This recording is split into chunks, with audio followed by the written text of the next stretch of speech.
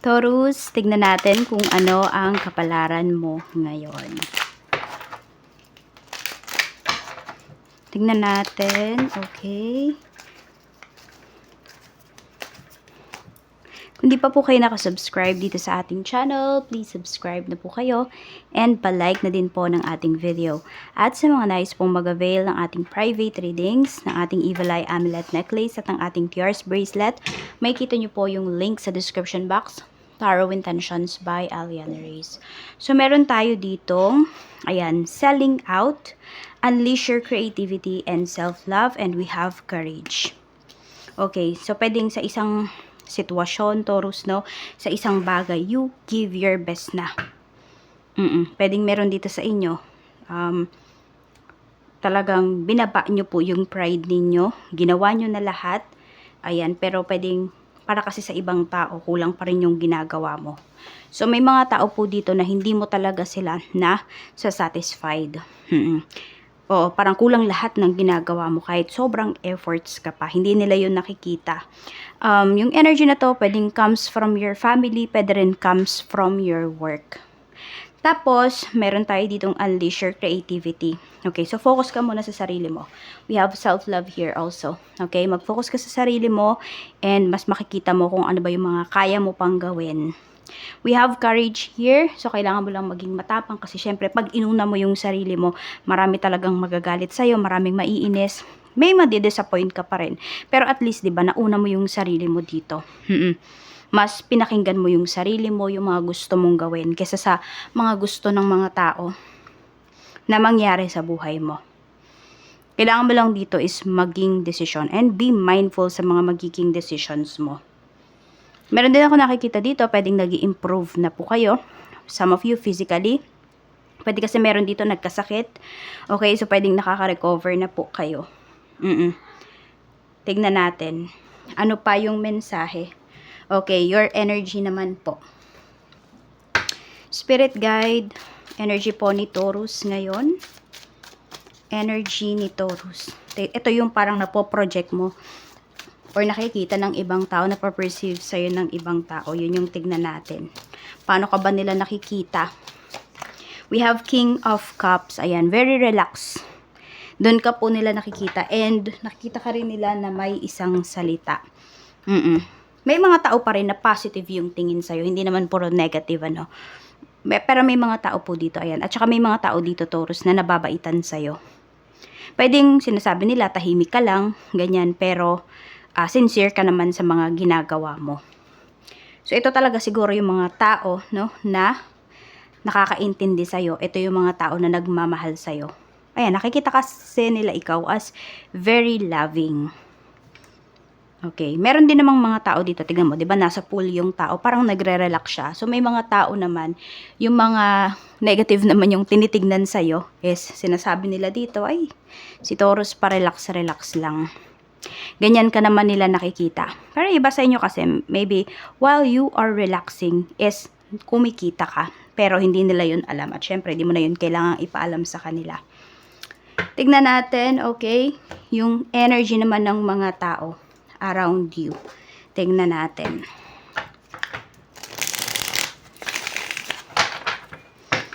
Energies around you naman.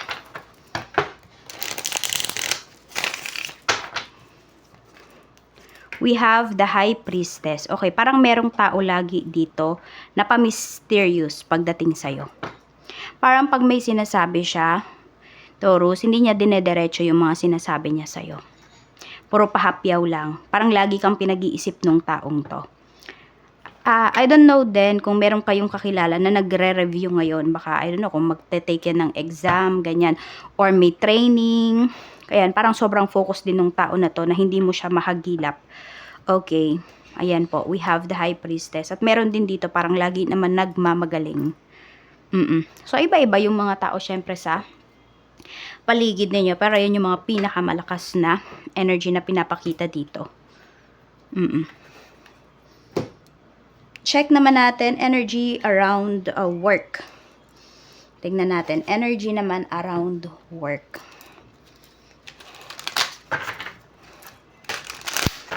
Tingnan natin. Kamusta po ang trabaho, Spirit Guide?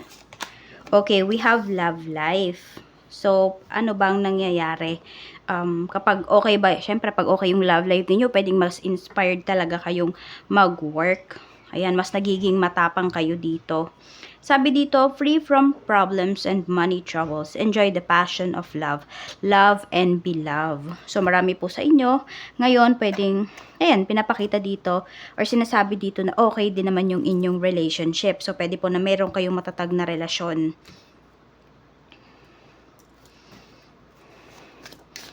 Tignan pa natin ano pa yung energy na yan. Ano pa po ang energy na ito, Spirit Guide, pagdating sa work? Meron ba dito may karelasyon kayo sa trabaho? Yan, pwedeng dyan yung nakilala yung karelasyon nyo, asawa nyo. We have 10 of coins. Ayan po, ang ganda rin. Okay, so pwede rin itong love life na pinapakita na to is pwedeng in love ka pagdating dito sa trabaho mo. Yes, Taurus. And pinapakita rin po dito na maganda yung samahan ninyo ng mga co-workers mo. Parang alam mo yon, team talaga kayo. Okay?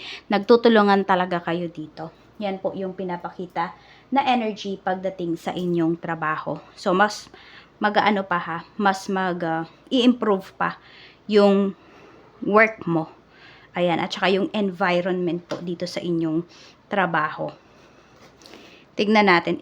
Pwede rin ha, may pinapakita dito, pwedeng ikakasal. May ikakasal dyan sa mga co-workers mo.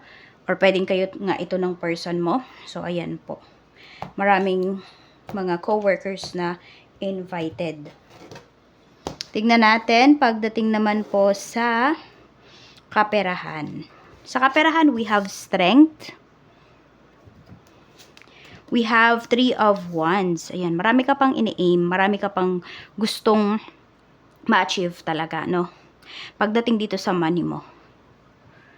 Okay, pwedeng may nagte-take ng lessons dito. Ano bang lessons yan?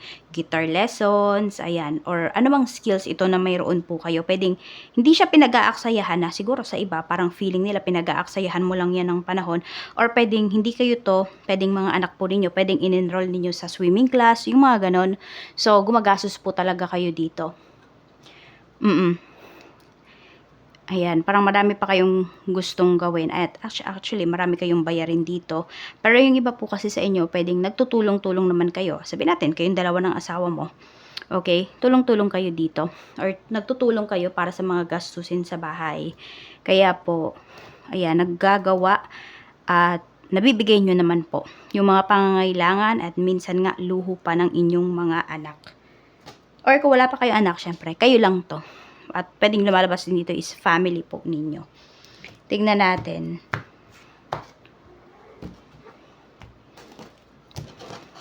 Hindi ko alam, meron akong nakikita, parang nasa mall, naghahanap, more on sa department store, ganyan, department store. Meron kayong hinahanap. I don't know kung ano bang kailangan ninyong damit. Oo. So, pwedeng, ayun nga po, may paggagamitan yung iba sa inyo niyan.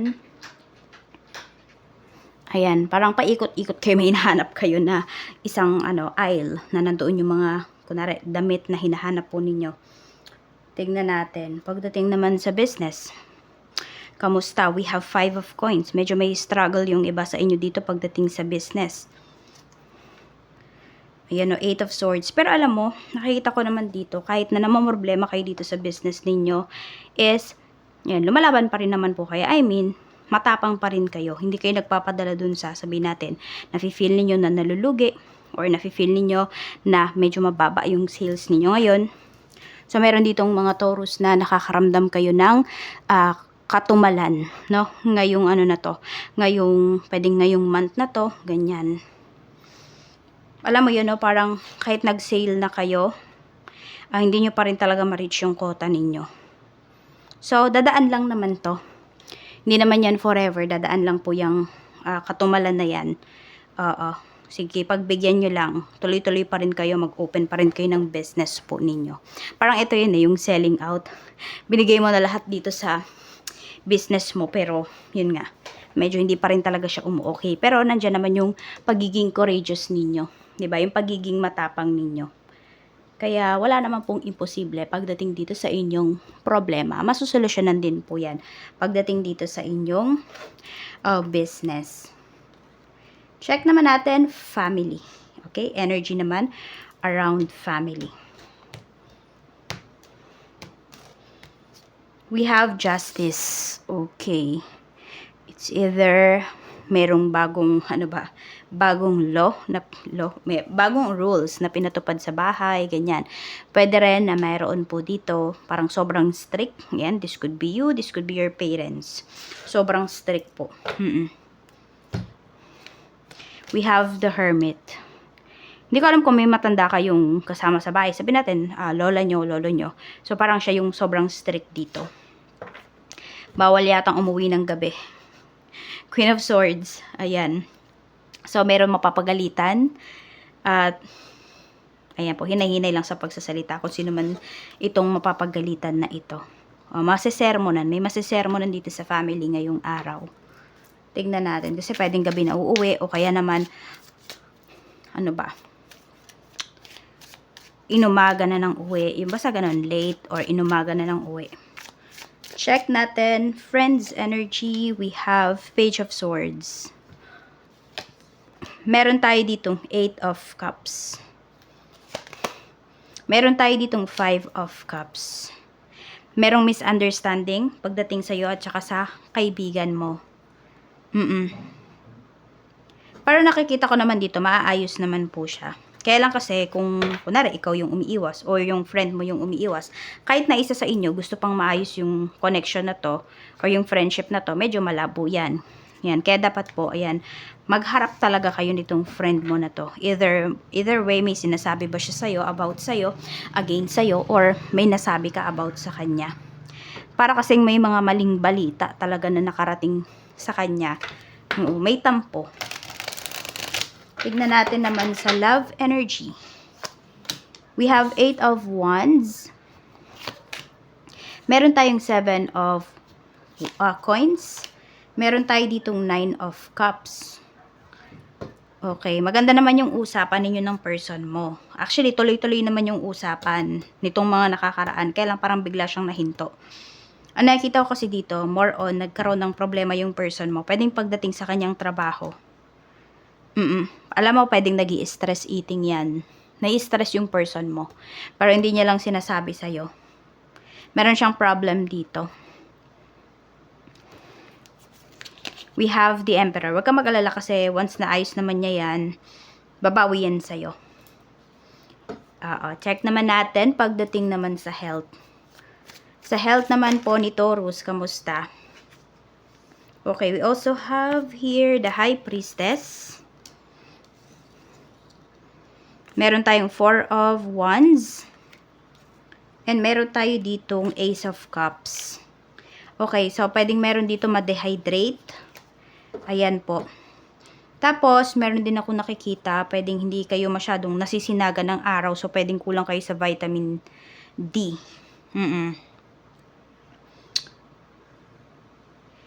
Okay, baka may ma-choke sa inyo ngayon. So, pag kumakain po kayo, iwasan ninyo na magsalita o kaya huwag niyo masyadong bilisan yung pagnguya, Taurus. More on sa digestive yung nakikita ko dito. Ayan, at saka sa throat ninyo. Iwasan nyo din muna yung malalamig na inumin.